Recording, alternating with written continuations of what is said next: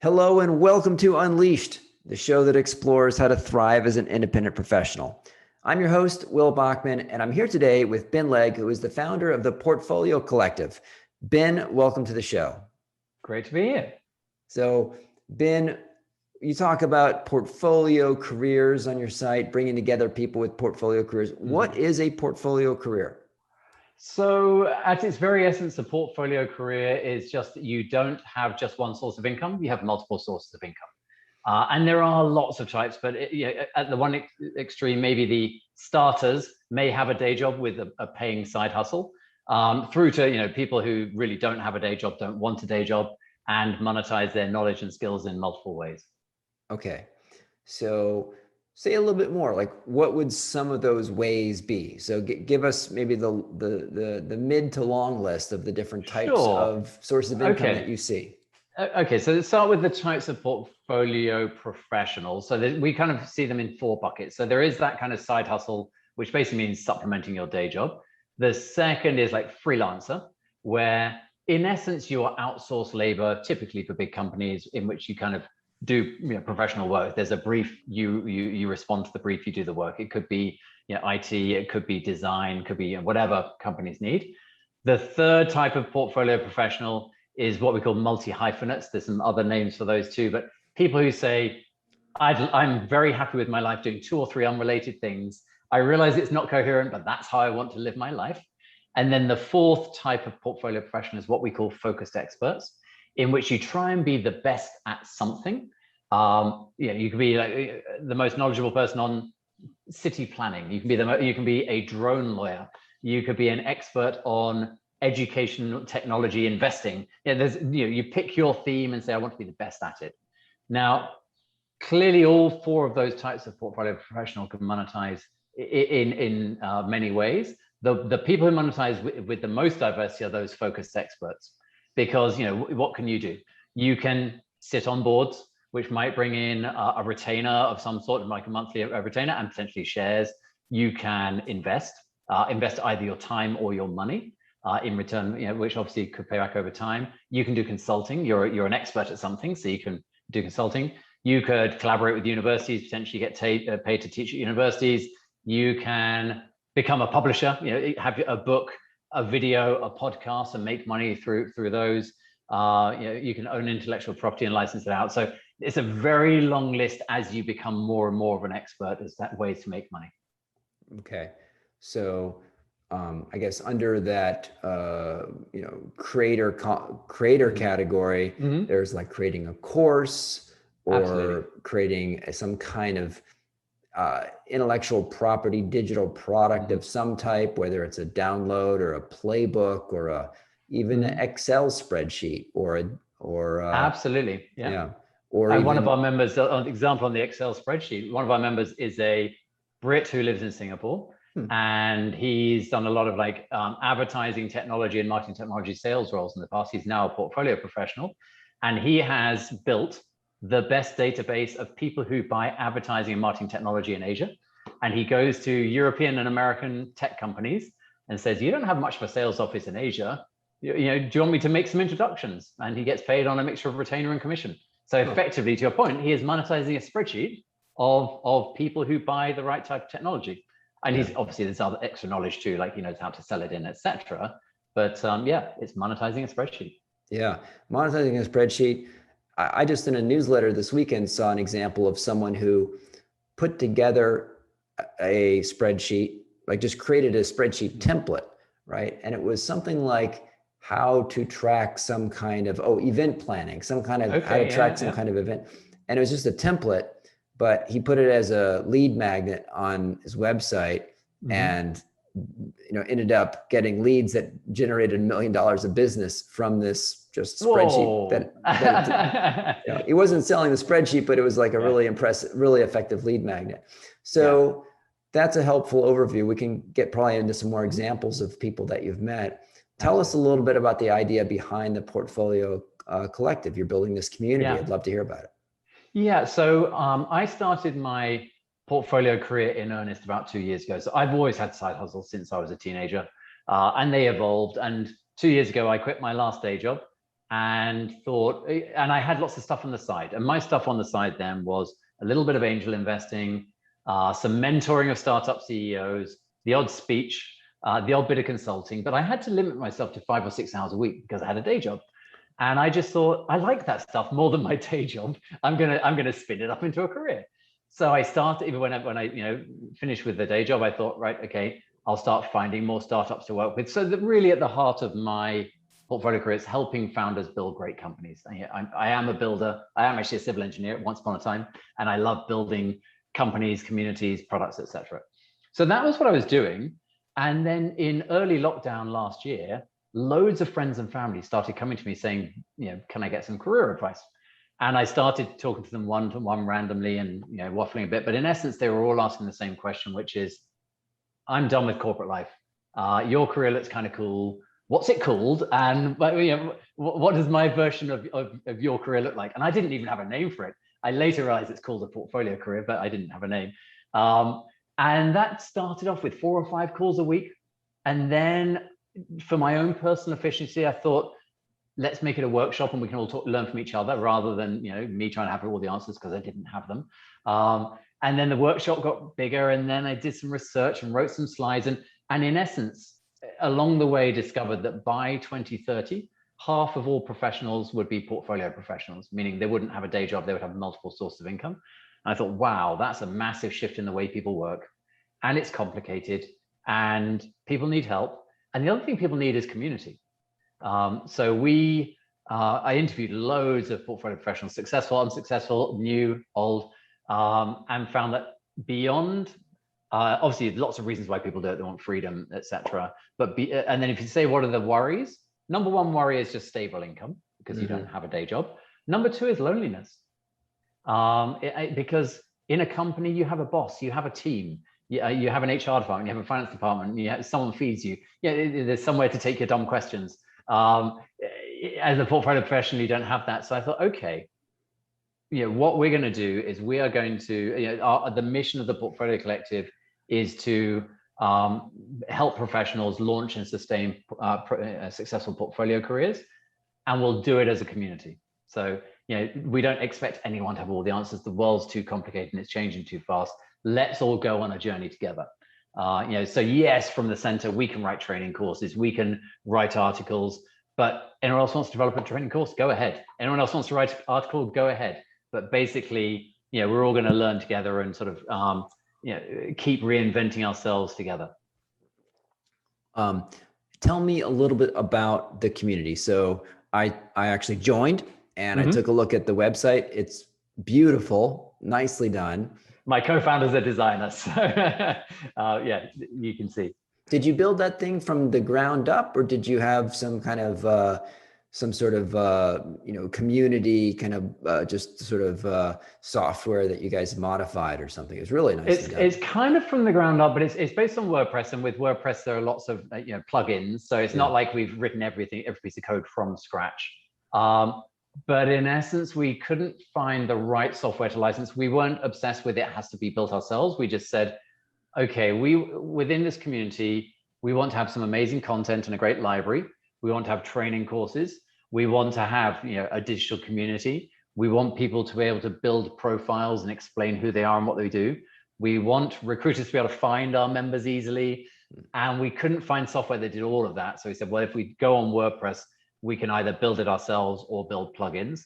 And in terms of the design, Fiona, my co-founder, is originally a designer. She's now a COO. And we've got a couple of great designers in the team too. So we probably over-invested heavily invested in design, but I'm glad that you like it. It does show. So listeners, just push pause right now. And what's the URL again, Ben? It's portfolio-collective.com. All right, so go to portfolio-collective.com, just pause, go and sign up. Anyone listening that is a portfolio professional, which most of the listeners here are, because it's just so beautiful. It's just, I love that you can see other members, their profiles, you can see upcoming events, and you guys have got a ton of events coming up.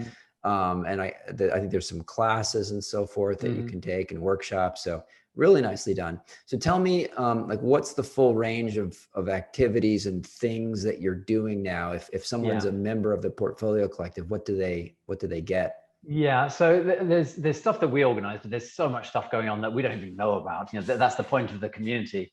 But in terms of what we do as a central team, we try and churn out a couple of articles a week. So whenever we hear a question, 2 or 3 times from our members, it's like, okay, there's a question, we don't know the answer. Let's do some research. Let's write, write an article.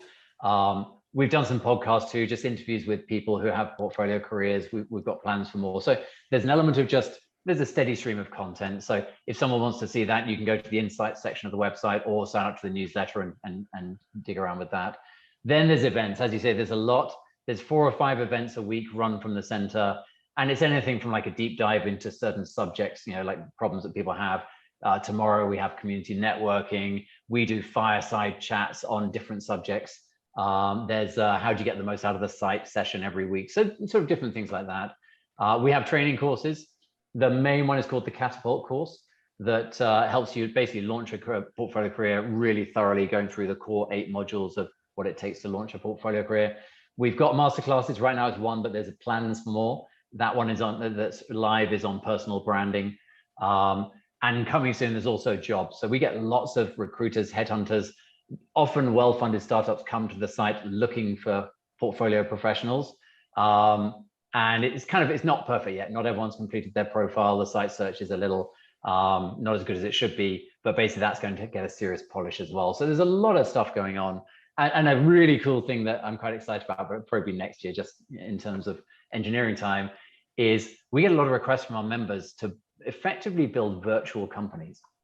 So what do I mean by that? So the way we look at the future is most people will be a one-person company because that's just the way the world's going. But work gets done by teams, not individuals. And so what does that mean is we see a future in which portfolio professionals for each piece of work want to pull together some collaborators, form a virtual company, agree on who owns what, agree on day rates, success fees, bonuses, have a website, have policies, have insurance, whatever, pitch for work. If they win it, they've got a company, they do the work, they divide the spoils. If they don't, they dissolve it and go and pitch for something else. And that, I think, will be a massive enabler to this whole sort of revolution going on in the world of work. I hadn't heard that idea before. Isn't it cool? Yeah. At least I'm excited. Yeah, no, I haven't heard that idea before. Yeah. Certainly, I often see people, independent consultants getting together to work on a project. Normally, the way I see it structured is one person who probably had the original client relationship will play the prime contractor role, right? And just bring in other people as subcontractors. But that's an interesting idea to form just like a virtual, sort of one-off company. That I guess you'd have to kind of think through how does the tax work and how does the accounting exactly yeah. So it's not a solved problem, and we don't know all the answers, but we get enough requests for it that we know it's a thing. And so once we have a few more engineers, we'll get started. So I'd say there's a lot of overlap, but it's a slightly different thing, this concept of the portfolio professional versus the world that I normally swim in is like independent consultants, right? Where independent consultants often may have more than one client at a time. They might be serving 1 or 2 or 3 at a time, and they're serving different clients sequentially. But it's basically just you're doing similar activities. It sounds like a portfolio professional. You would be doing actually distinct, different types of things. Like you might be a graphic designer, but then you're also like doing that for hourly work. But then maybe you're creating digital products or creating a course. So it's like different types of income streams.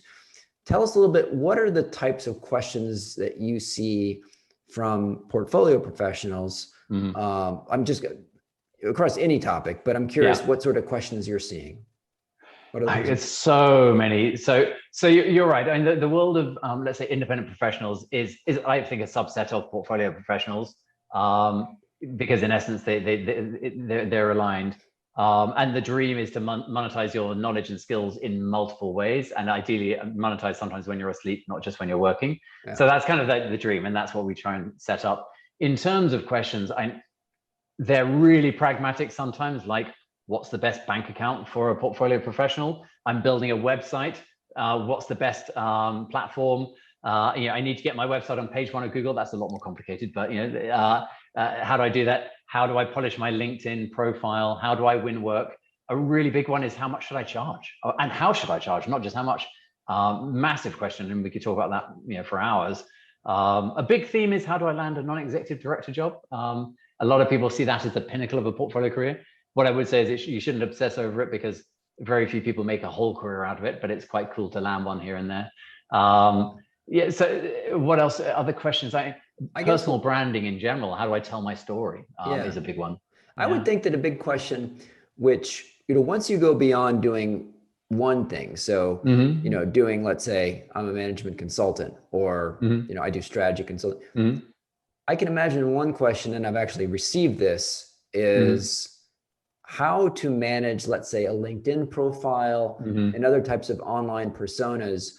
If you truly have a portfolio and you're like, well, I'm an investor and a consultant, right? Or I'm an investor and a consultant, and I create and I have this course, because LinkedIn sort of wants you to tell sort of one story. Yeah. And so people are like, should I have 2 LinkedIn profiles, or how do I make it clear and not confusing to people? So, and the same would hold true for any other online personas, so how do you counsel people around that piece, and even sometimes, should I have one email for this business and one email for that business? How do you coach people on how to handle that? Yeah, you're right. So the dream, so most portfolio professionals do have more than one skill, let's say, or one knowledge set. So it's not unusual to have more. The dream scenario is you can stitch them together into one story. So, for example, I keep part of my portfolio while I'm building the portfolio collective, and I do some investing, some mentoring, some consulting.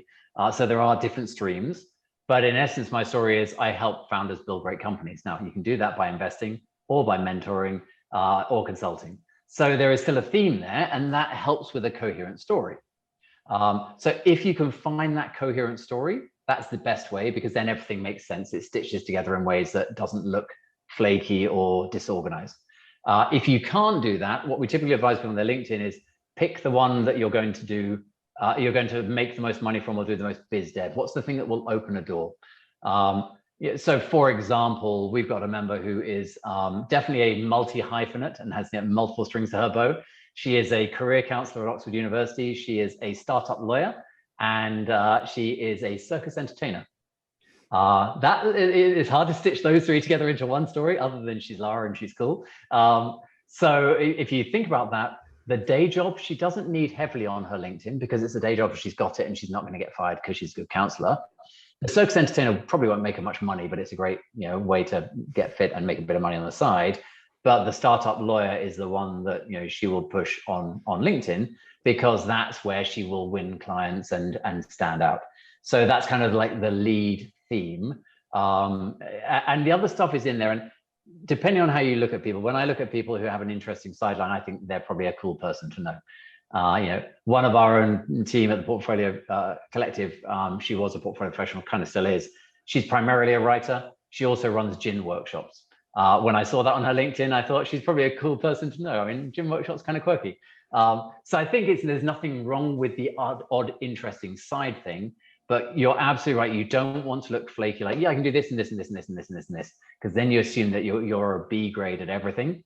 Where most clients want an A grade person at the thing they're paying for.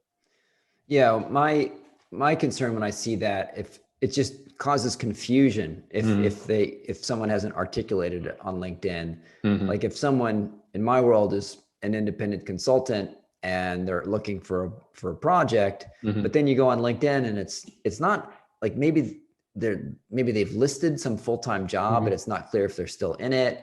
And then they're on a few boards and they have some nonprofit stuff. And it just, you're concerned, are they going to give are they going to have the mental bandwidth to work on this? Yes. Yeah. Or maybe they have a startup on the side. It's just, Yeah. it just causes confusion. So I think to your point, you need to tell, if you can tell a coherent story and explain how these fit together, then that helps. Absolutely. Yeah, for sure. Do you mind my asking, what is I mean, it's such high production value. You have so many events going on, and it's like, listeners can't see this, but we're on Zoom right now, and Ben is in his new house, and behind him, he has the whole wall got painted with the Portfolio Collective logo, and it looks like amazing. So you have this amazing high production value. What's and the fee to join wasn't that much, and it was free to join, and there was like a fee for the course, but that can't sustain it. What's the business model behind what you're doing? Sure. So we're only 10 months old, so it's kind of crazy. But how do we plan to monetize? So the first thing we want to do is we just want to make sure that we understand portfolio professionals. We know how to help them. We can build a community, and people like hanging around and using it as their home base. I think we're on a good track there, always room for improvement. In terms of how we will monetize over time, we think there's a few places. Number one is jobs, meaning we charge the people coming to look for talent in our site as opposed to charging the people in our site. We know there's money there. At the end of the day, if a company were to hire a fancy headhunter to find a part-time C-level executive, they'd probably be charged north of 20 or 30 grand, and it'll probably take 3 months. We have them in our community, and as we improve site search and other things, we can help people find them a lot quicker than that. So that's the biggest revenue stream. We think the second biggest will be memberships. So right now there isn't a membership program. It's a bit tricky to design, but in essence, instead of saying we'll charge you for training and we'll charge you for this and this and this, say pay a monthly fee and you'll get your kind of lifetime learning from the community. All you can eat courses of whatever type you like. And we'll throw in whatever else makes sense to our members. So we think discounts on all the useful software. So many of our members spend $100, $200, even $300 a month on software. If we can get our members discounts, that would be a reason to be a member. And potentially some more, the odd event that's members only or whatever it might be. So they'd be the two main ways of monetizing. And both are coming in the next few months. But we definitely said build it first and then worry about how to monetize rather than obsess over money from day one. What is your thinking around controlling who gets admitted to your community? And so that, is there sort of entry requirements? Yeah, it's kind of an interesting one. We've had this debate and we said, should we be elitist? Should we not be? Should people have over 10 years experience or not? And because we wanted to be open, we said, this is half of the world, half of professionals. So there's definitely professionals. It's kind of a white collar platform, let's say. But so many people need one. Do we really want to be elitist? But we also said, at the end of the day, people will come to us for talent if they know that we've got amazing talent. So what we've kind of done is had no entry requirements, but expanded through our networks, which happen to bring a lot of amazing people. If you look at our community, the number one indexed university is Oxford, number two is Harvard, number three is Cambridge. So it's kind of, from a caliber, it's pretty nice.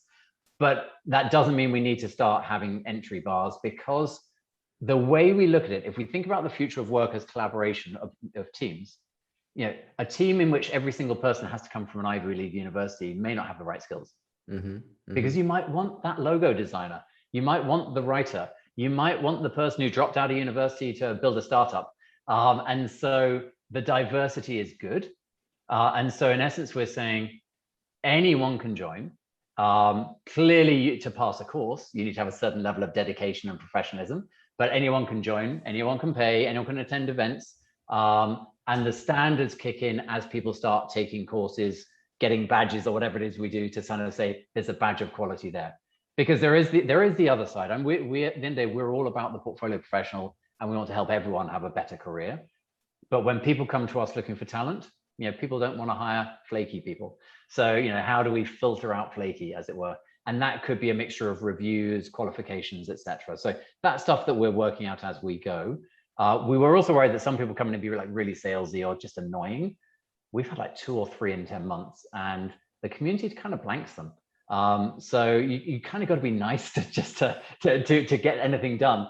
So we were really worried. So do we need policies and policing and control? We haven't done it yet. We're very alert to it. but the community is kind of self-policing, which is nice. That's great. What are some of your key tips that you would like every portfolio professional to hear on how to be successful, doing a portfolio? There's so many. The number one is really take that step back and say, who are you and what do you want to get out of your career? It's amazing how many people don't. The amount of people who either think, I've got no unique skills, absolute nonsense, everyone's got them, you just need to mine for them. Or I'll just do what I did in my day job. May not be a good idea. You're changing career for a reason, and what you did in your day job may not be sustainable. So really take that step back, look inside yourself and say, what am I really good at? What do I love doing? What will people pay me for? What kind of work-life balance do I want? How do I stitch it together into something coherent that makes sense? So that's, I think, really at the core. If you get that right, so many other things click into place. And it's a process. You can't do it in a day. It's hard to do it in a month. And even if you get it right in a month, you might need to keep polishing that and tweaking it over life because you change, the world changes, etc. So I think that's number one. Really focus on your personal story and your plan, and then you can turn that into your personal brand, turn it into your messaging, etc. So that's number one. Number two is I would just say, never be satisfied. If you stand still, you get commoditized, and that's always been the case in life. But I think the world, the pace of change is picking up. And if you say, well, I've got this set of skills and I charge this rate, at some stage there'll be too many people selling that set of skills at that rate, and then competition brings the price down or automation eliminates it. So constantly iterating as you go. And number three really is, you don't need to be on your own. I think too many people as portfolio professionals think, this is all about me and I'm a one-person army and I just need to make it all work. There is a community out there and everyone wants help and everyone is prepared to offer help. People are so nice if you ask them nicely. And we see it in there's so much barter going on. It's you do my website, I'll do your taxes. Or whatever. I mean, it's so much cool stuff, and just so it can actually be sort of sociable as well as giving. There's lots of reasons why people go into portfolio careers. I want flexibility, better work-life balance, get out of the corporate world, etc. But it doesn't need to be lonely. I can't agree with that more. Some people think, and you mentioned this concern yourself.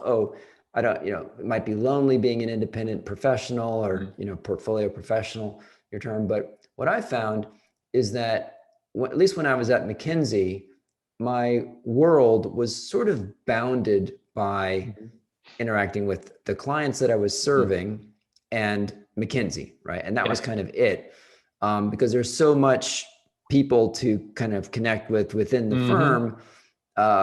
That any sort of expertise you were ever seeking, you were expected to go find someone in the firm who had that. Right? But never almost walking across the street to connect with someone and just talk to peers. Whereas as an independent professional, it's like the membrane is now open, and kind of anyone in the world might be a client or a collaborator or an expert or someone you could refer stuff to. So it actually really opens the world up in a way to, just a much greater variety of possible collaborations. Absolutely. It's interesting. So what I hadn't thought of it this way. One of our investors said to me, you're building the future of professional services. I said, what do you mean by that? He said, well, every professional services firm is trying to have more experts in their network because they finally realized they don't have a monopoly on expertise. They want less people on the permanent payroll, because keeping a lot of people employed all the time is hard, but they would still want to have the badge of quality, the brand that goes with their particular business model. Said, my money, as it literally is money as an investor, is that you or someone like you will crack this before the professional service firms do. So that whole kind of expand your network, look at the whole world for experts rather than within a firm's walls is a massive part of the future. Yeah, no, I certainly agree with that. That's pretty fundamental belief of ours as well. Yeah. So Ben, for folks that want to learn more, read some of these articles, look at some of these courses, connect with folks, let's give the link one more time. So where should people go?